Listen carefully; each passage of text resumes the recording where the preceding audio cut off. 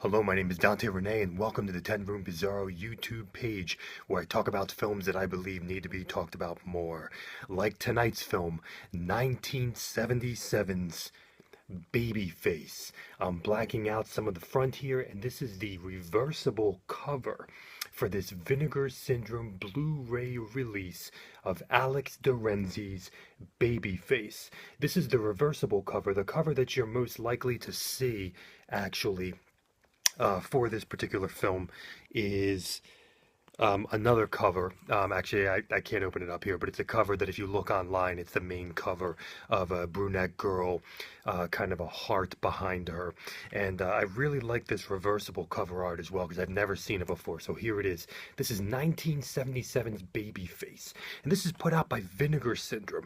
Vinegar Syndrome is really the premier distribution company when it comes to exposing the lost genre, the last lost genre of sexploitation, both softcore, hardcore, and in that mix, boundary breaking genres, mixing all the genres together, all the artistic cinematic worlds together. And Vinegar Syndrome is exposing these films. I've reviewed a good number of Vinegar Syndrome movies on this YouTube page so far, and many more to come, as such as Infrasexum that I've done, The Telephone Booth, Star Virgin, and there's just been a bunch. So I actually purchased this off of diabolicdvd.com. You can get it straight through the Vinegar Syndrome website as well. This is Babyface right here. Let's get into this film. Unbelievable cover art. I mean, look at this. This is a lost art form, as you're aware of, folks. Nobody is doing movie cover art like this anymore. There are actually 2 volumes of movie poster books called Graphic Thrills. You can find them on Amazon, volume 1 and 2, paperback and hardback. I picked up the paperback books of adult movie posters from the 70s, 80s, the golden age, really, up to 85, I think, 84. And this is one of the posters, not the reversible, but the original poster. This is Babyface. Let's get into this film. This is my first Alex Dorenzi film. I know he's very well known for a film called Pretty Peaches. And I got to tell you something here. Number one, this is on Blu-ray, a beautiful white case Blu-ray.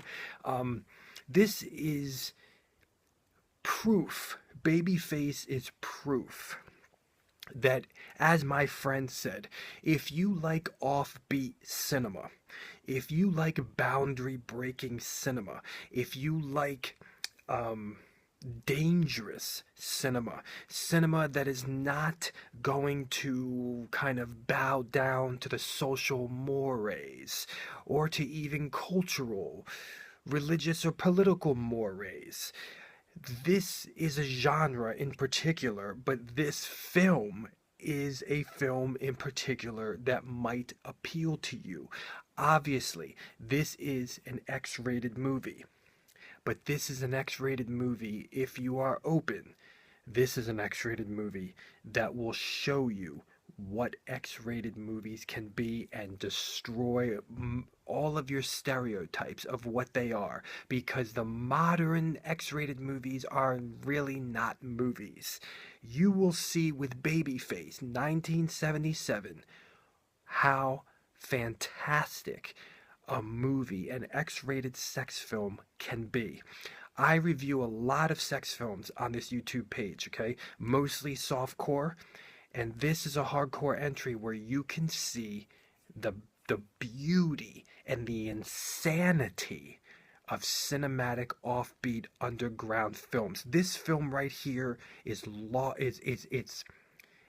was very hard to get before this Blu-ray release, especially looking this good. Underground, forgotten, unknown, lost. And now, is it important enough to release on Blu-ray? Is it important enough for me to talk about it on this YouTube channel? Well, definitely for those who are open. For those who are open. Let's get into this film here.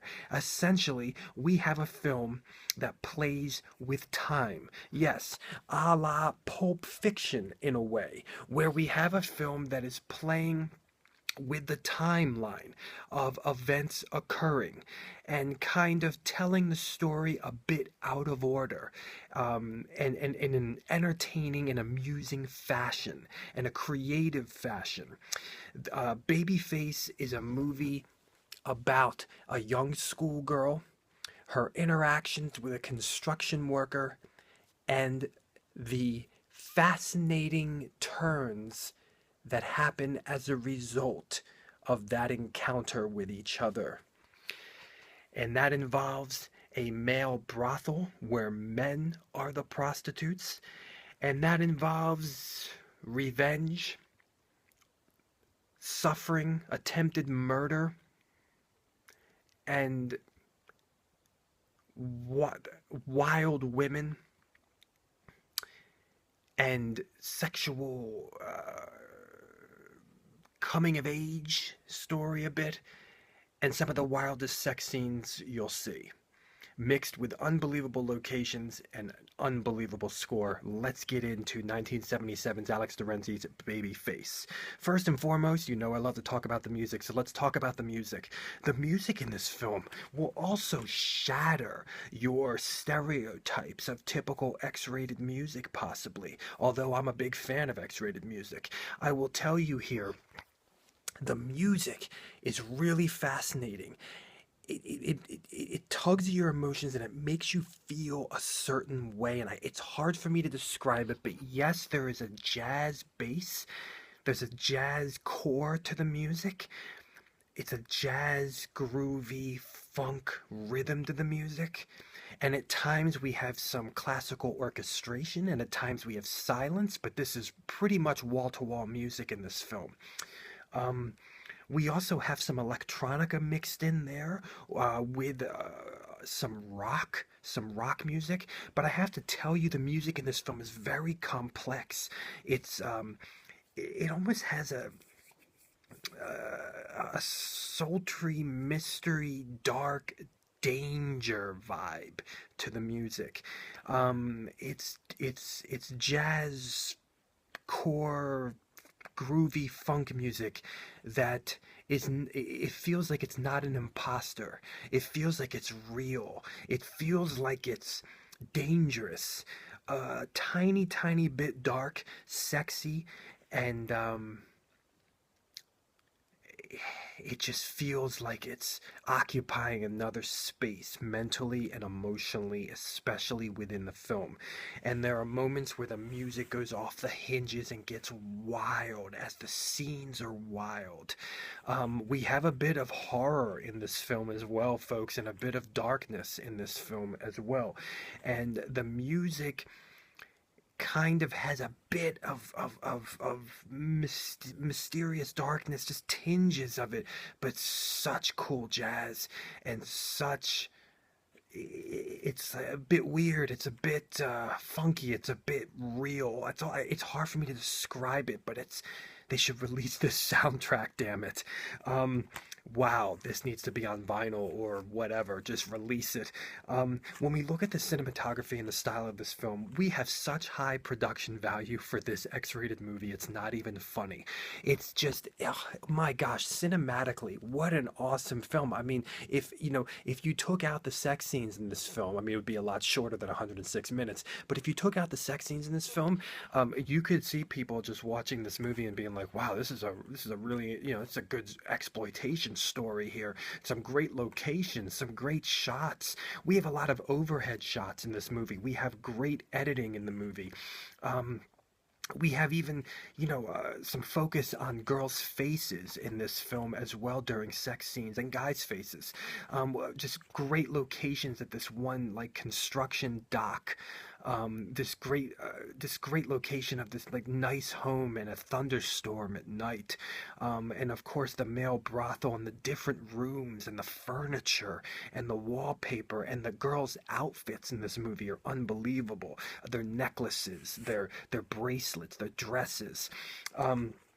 Just awesome style in this film. Now when we look at this film, sexually, I mean, Man, the sex scenes in this movie occupy all different spaces. Sometimes they're shorter, and other times they're longer.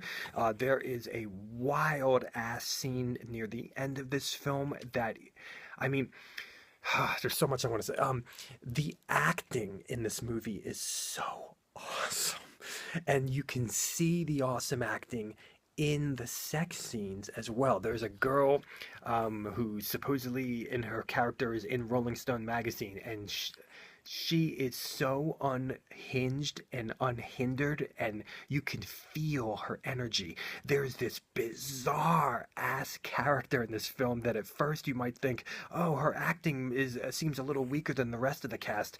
No, she's freaking weird. Her character is amazing. You'll know when you meet her. There's a crazy twist in this film. What do we have sexually? We have, for those of you who like schoolgirls, you're gonna get it here. We have shaved and we have hairy. We have two girls, one guy. We have many guys, one girl. Tons of ejaculation shots.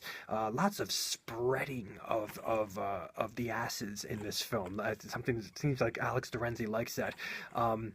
Just lots of heat, lots of energy, lots of kind of just a sexual power to the sex scenes in this film.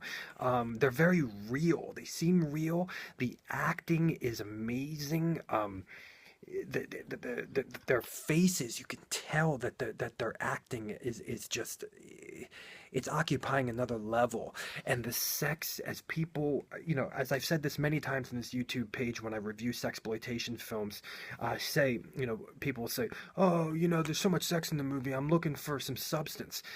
Again, the sex is the substance, but this film even has so much more than that as well. But the sex occupies is the story, but there is so much more story as well in Babyface. This is a film with twists and turns and comedy and black comedy and obvious eroticism and crazy. There's horrific sections, there's disturbing sections, there's some sexual violence in the movie, possible knife play, possible saran wrapping violence,